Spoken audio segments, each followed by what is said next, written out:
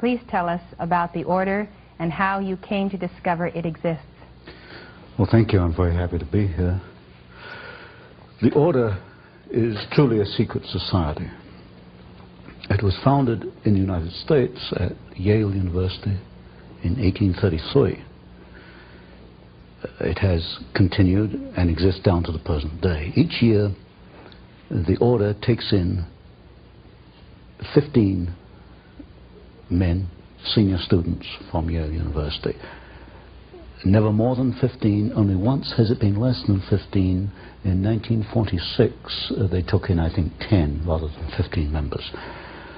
So what we have is a secret society which, over the last 150 years, has accumulated about 2,500 members, of whom perhaps 500 are alive today. Of this 500, perhaps 100 are actively in pursuit of the objectives of the order. It's not another college fraternal society. Yale University is the only university in the United States, or indeed the world, which has senior societies. These are societies where the 15 are selected in the junior year and actually are initiated at the beginning of the senior year. They stay on campus only 1 year as members. They are called knights. When they graduate, they leave the university, they go out into the world, then they're known as patriarchs. So at any one time you only have 15 knights in existence, and for the rest of their lives they're known as patriarchs. And they work during their lifetime, or a number do, towards the ends of the order. They are pretty much guaranteed success. Certainly they're guaranteed financial success. And in my reading of the material I have, I infer that so long as they go along with the purposes of the order, so long as they gear their careers and their lives towards certain ends, then they are guaranteed success. How did I come to this knowledge? Well, up to 6 months ago, I denied that there was a conspiracy, because, frankly, I couldn't prove one. I suspected a conspiracy, but I couldn't prove there was one until 6 months ago. Well, a little before 6 months ago, I received the catalog, which is the membership list of the society, all the way back to 1833, and I received some of their internal documents, enough for me to put together the way they correspond with each other, the operations within the order, to some extent their problems, and to some extent their objectives. Now this is the book, An Introduction to the Order, by Antony C. Sutton. It has a skull and bones on the front and 322. The 322 is an identification. The order has a temple on the Yale campus. A temple? A temple, yes. It's a building maybe this 50, 60 feet by 40 feet, maybe 40 feet high. There's no windows, 2 big steel doors. We know what the temple looks like because back in 1880s, a number of Yale students became a little unhappy about what was going on inside this temple. When they went by it at midnight, sometimes they heard strange noises, and there were all kinds of rumors on the Yale campus as to what this might be. There was a break-in. I call it the Yale Gate. There was a break-in to the temple, and the students who broke in cataloged what they found, and they made a drawing, a design of the interior of the temple. And 3 of the rooms are numbered. One is 322, one is 323, and one is 324. 322 is also, I suspect, the chapter number. And also in correspondence between members, they conclude their correspondence where you and I would conclude yours truly or yours sincerely. They conclude yours in 322. Why 322? There are several theories for this. One is that the order originated with Demosthenes the Greek in 322 BC. That's one theory. Another one is that it stems from the founding date in the United States, which was 1832. So really we have the last two numbers, 32, the second chapter, founded in 1832. The skull and crossbones are prominent in their ceremonies, initiation ceremonies. This is a symbol of death. Now, why would they take a symbol of death? Yes, from what I understand, when a new member is initiated, that would be in the senior year at Yale, he's placed within a coffin. Oh, my. And now, we only know this from the Yalegate papers. At least I call it Yalegate. And from the photographs we have of members inside the temple, many of these photographs are the 15 sitting around a table, and they have this skull and the crossbones sitting on the table in front of them. It is the symbol of death, and it has been called the Brotherhood of Death, and I think it probably more adequately should be called the Brotherhood of Death. So what I've had to do is look at the history, the biographies of the leading members of the order, and reconstruct their career and see if there's a common pattern in their careers.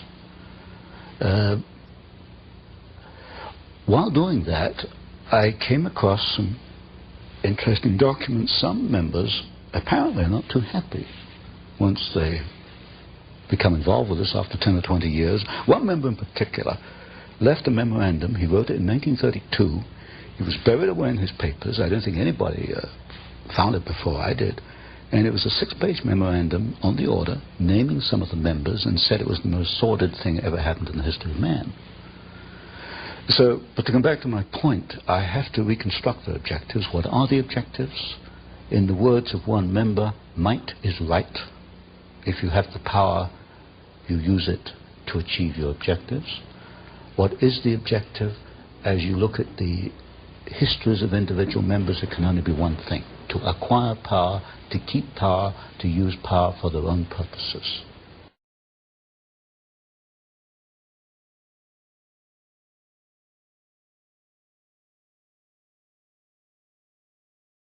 That year, that senior year, selects the next group from the junior class.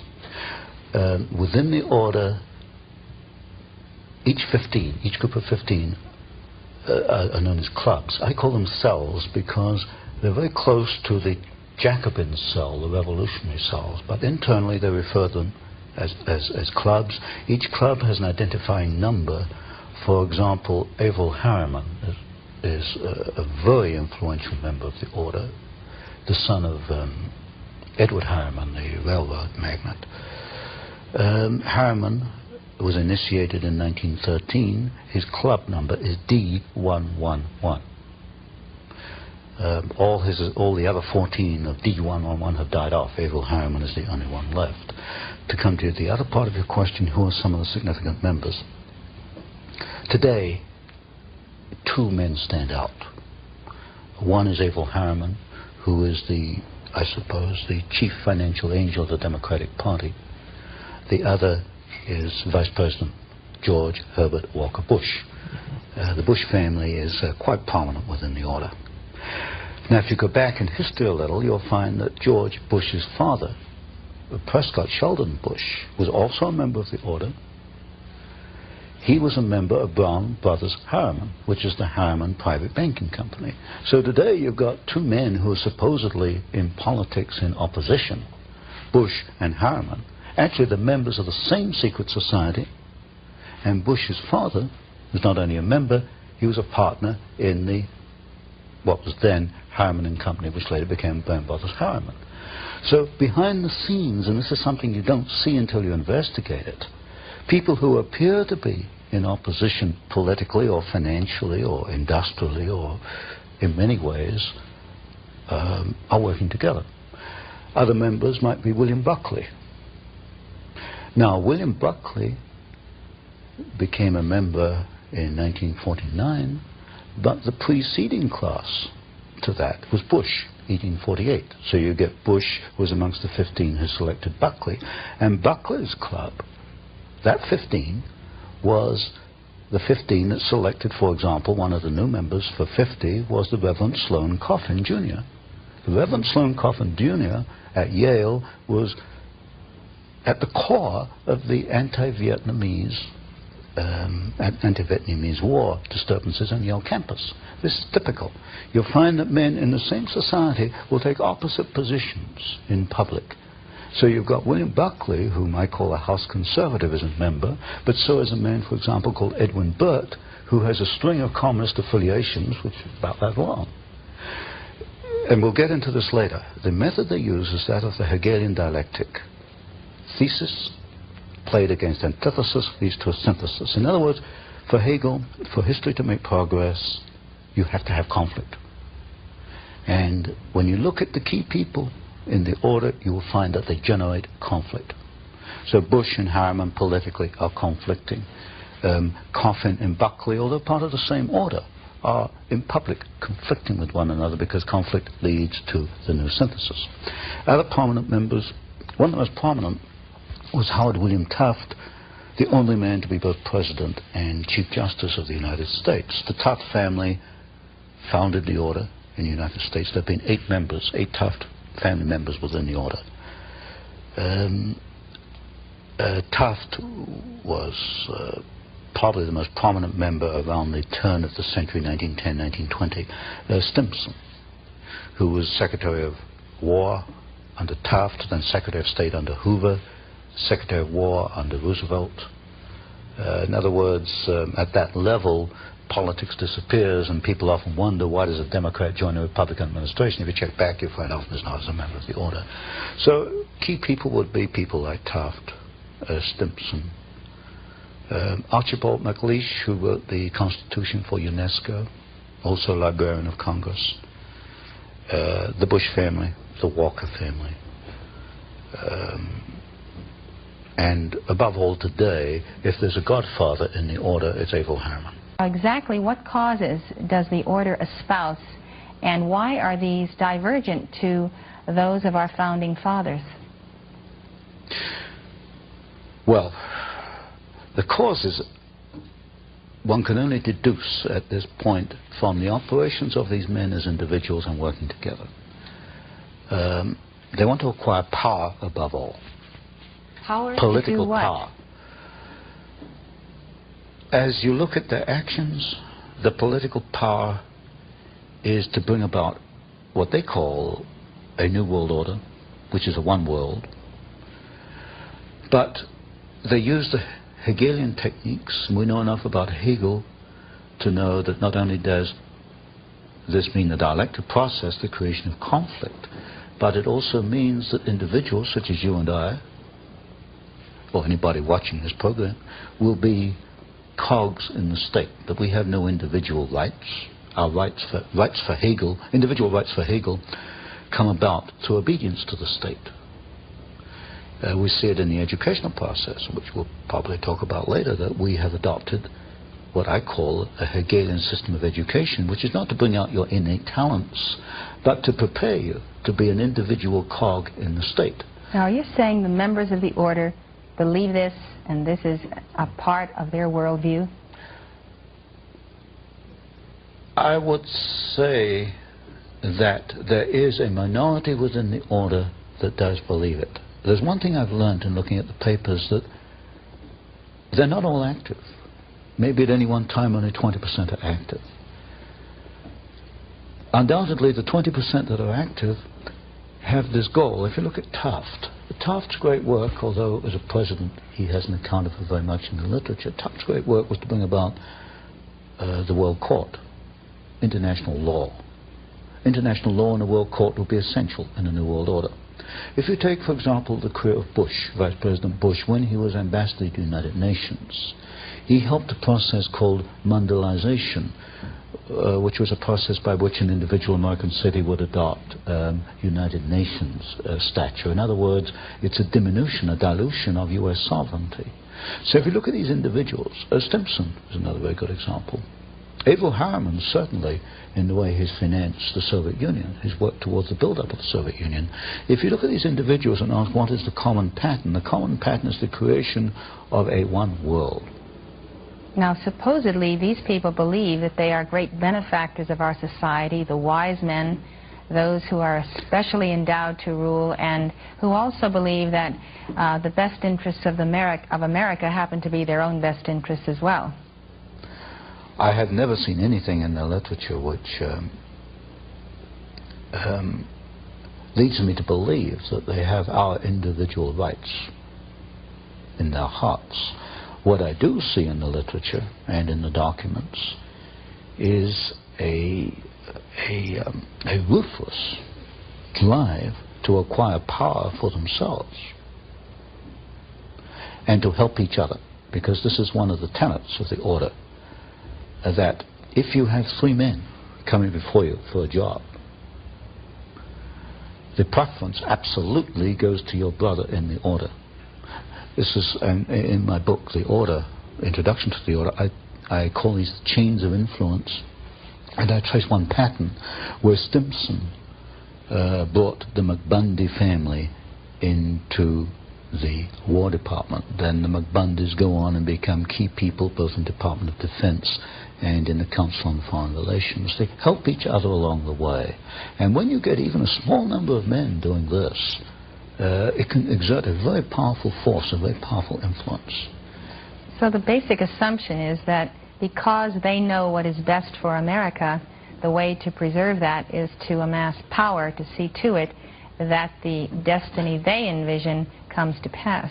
My assessment is they're not thinking what is best for America, they're thinking what is best for the order. What is best for the order is what is best for America. In the first, in that order. Yes, in their eyes. And what's good for us has to be good for America, so we will remold America according to their pattern. That's right. It remains secret for 150 years because these people are under an oath not to talk about it. I understand that a member of the order may not remain in the room if it comes under discussion. Now, if I can elaborate on this a little bit, this poses a problem for Mr. Bush, because I write something called the Phoenix Letter, which is a monthly newsletter, and last November I began to open up. And a reader wrote to Mr. Bush and said, is what Mr. Sutton says, are you a member of this order? And the letter the reader got back was very interesting. It said, in effect, that the Vice President was not a member of a sordid secret society. That was not the question. The question was, are you a member of a secret society? The answer came back, he is not a member of a sordid secret society. Inserted the word, you see. This was a reader who doesn't give up, so he went back again. And I understand that, as it stands, as we are now, that Mr. Bush is not willing either to admit he is a member of the order or to deny it, because they're under this oath not to discuss it. So when people look at the Council on Foreign Relations, in effect what they've been doing is looking at a kind of a veil which hides the order? Yes. The core, or my work, came about almost by accident. If someone had not donated to me the membership list, we wouldn't be here today.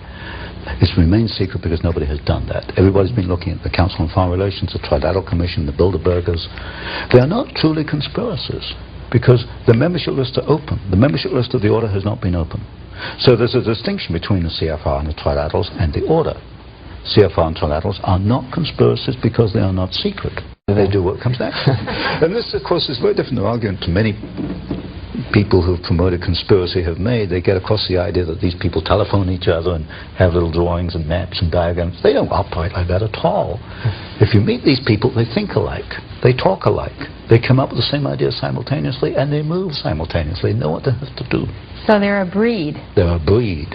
Exactly. Now, Tony, what has this breed done? What are their chief accomplishments in molding domestic and foreign policy and actual events in American history since their founding at Yale? One is they have acquired enormous political and financial power. You'll find representatives of the order in politics. What have they done with this power? What has happened to America that would not have happened had they not been the order? Creation of war and revolution. Specifically, which ones? Do you have documents on that? The third book in this series, which I'm bringing out, takes 2 wars and 1 revolution. Well, 2 revolutions and 1 war. World War II, the Bolshevik Revolution, and the rise of Hitler, which I call a revolution in Germany. We can find the order behind the Russian Revolution, the Bolshevik Revolution. We can find behind the rise of Hitler. We can find in the maintenance of both of these systems, the transfer of technology to both. Since you've already proven that Wall Street is behind the Bolshevik Revolution and the rise of Hitler, now you're proving that the order is behind Wall Street. Exactly. Now, who's the key figure in the order or figures that mold Wall Street? In order of dominance, Averell Harriman, partner in Brown Brothers Harriman. Stanley of Morgan Stanley. It used to be J.P. Morgan, then it became Morgan Stanley. Those 2 are the key. What did the order want to accomplish in the Bolshevik Revolution? You create opposing forces which you place in conflict. Out of conflict, you've got profit, you've got political power, and you can direct history. And if you look at the writings, for example, of the Trilateral Commission, they talk openly in the Trilateral Commission about managing conflict, not solving conflicts, but managing conflicts. Conflict management, that's the cry. So they got the profit, the power, and the management. Mm-hmm. Where do they want to steer history through the Bolshevik Revolution? They wanted to set up, and they did, 2 opposing forces. Out of that came World War II. There were logical steps in the process. They used the same bank, Guaranty Trust Company, as the conduit for the financing of Hitler, and also as a conduit for financing, and also the early days of the Russian Revolution. In fact, in Russia, Soviet Russia in 1923, a vice president of Guaranty Trust Company was the foreign director of the Roscombank, which was the first Soviet overseas bank that was set up. They were that close in those days. You'll get a very close relationship between the early Hitler days and members of the order, which is in the third. I think the order has been at war with the United States in general since 1833. There's no question about that when you look at their individual actions. And that is because if the flower of the United States, the flower of freedom, was to become what its potential was, their very elite positions would not have a stronghold. Exactly. The greatest single threat to this breed that has antedated Christ is the nation that has itself founded upon a constitution that guarantees, absolutely guarantees, the rise of the individual. This is one of the problems. They cannot live with the Bill of Rights. In fact, this is why when Archibald MacLeish, a member of the order, wrote the Constitution for UNESCO, it was built into there that UNESCO would gradually try to erode press freedoms. In the Trilateral Commission, you'll find the same criticism: too much freedom of the press. There's just too much freedom for these people. They can't live with the Constitution. They tried to change the Constitution through the Fund for the Republic down here in Santa Barbara. They've not been successful yet, but they realize that there are roadblocks they've got to overcome to achieve what they want. The most unfortunate thing to me is that when the people have coming at them from all directions this momentum of the order, they turn and espouse the order, or they let these people, or have in the past, become their idols, accept that they are an elite, accept that fact that they are superior, accept the projection from them to the people that they're superior. And today you will find people agreeing with the limitation of freedom in various sectors of this country for various purposes. That's a very unfortunate part of our society, that too many people are willing to abandon freedom for security, or what they see as security. You can get security in a Siberian gulag, but you can get freedom in Hitler's concentration camp. But too many people are willing to give up freedom for security. Too many people are willing to look at these people as miniature gods. And because they have achieved power, don't ask how did they get power, or what they're going to do with the power, but just the fact that they have power makes them a god, and therefore they worship them. This, to me, is unbelievable. People, I put in one of my books, we've got 20, 30 million degree holders in the United States. People who've earned a college degree, but they don't question statements which are made by these people. Well, it's an amazing thing that people, educated people, can accept that the interference with private property rights, or with the press, or public assembly, or religion, free speech, the interference with that can somehow be necessary to the continuity of the republic, or the security of the nation. It's ridiculous. I can't answer for these people. All I hope is that they will examine their own consciences and their own mind. Well, Tony, I think that in conclusion, it's very important that we understand how you develop in your third book, which is about to come out, the development of conflict to produce war or peace that they're choosing, and how that has worked, let's say, in Vietnam, or in the situations that are occurring today in the Middle East, where there is great conflict. How is the order managing the conflict we see on the globe today? Well, it's, as I mentioned before, basically it is using the Hegelian dialectic.